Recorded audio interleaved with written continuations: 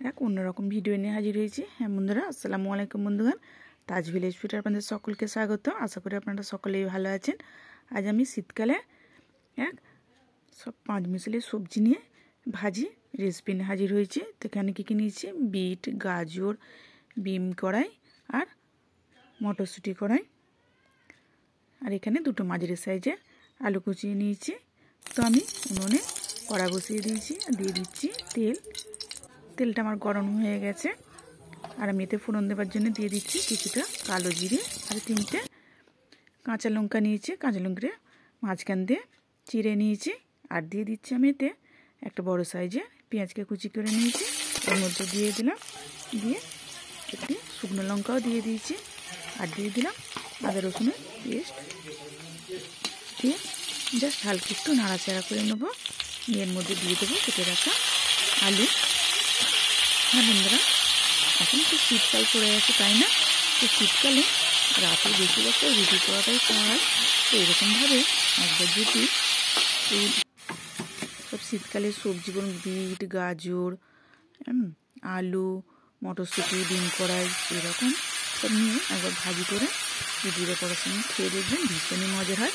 তো এর আগে আমার কিছুদিন আগে আমি একটু ভিডিও ছেড়েছিলাম, তাতে ছিল আমার ফুলকপি ছিল আর পেঁয়াজকলি ছিল, আলু ছিল আর অন্যরকম সবজি ছিল। তো সেটাও তো ভীষণই মজা হয়েছিল। তো এরকমভাবে ভাজি করলে খুবই ভালো লাগে।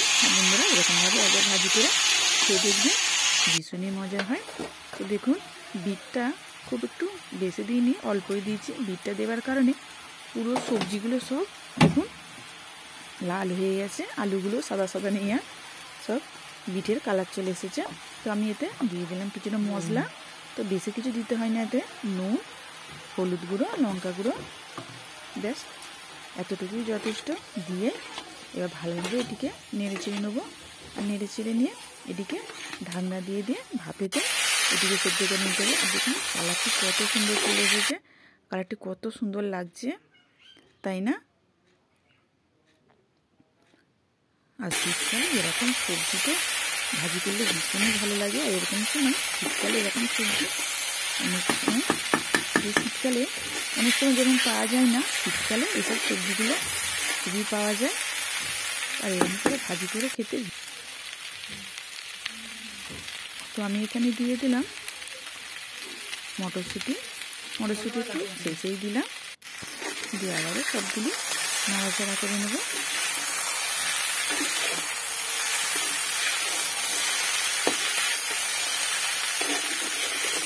এটিকে ভালোভাবে নাড়াচাড়া করে নিচ্ছি যাতে নিচে পুড়ে না যায় বা বেঁচে না যায়। এটিকে ভালোভাবে নাড়াচাড়া করে আমি ঢাকনা দিয়ে সেদ্ধ হবার জন্য রেখে দেবো। ঢাকনা খুলে দেখে নেবো, নিয়ে এটিকে একটু নেড়ে চেড়ে নেবো। নিচে বেঁচে যাবে বা পুড়িয়ে দিতে পারে।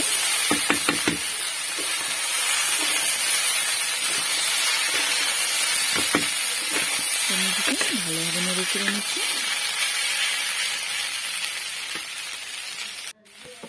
দেখুন দেখে সেদ্ধ হয়ে গেছে। বন্ধুরা, ভালোভাবে এটি সেদ্ধ হয়ে গেছে। আমার ভিডিও যদি ভালো লেগে থাকে লাইক, কমেন্ট অ্যান্ড সাবস্ক্রাইব করে বেল আইকন প্রেস করে অল করতে ভুলবেন না। প্লিজ সাবস্ক্রাইবটি করে দেবেন। আর খুব সুন্দরভাবে এটি আমার ভাজি হয়ে গেছে।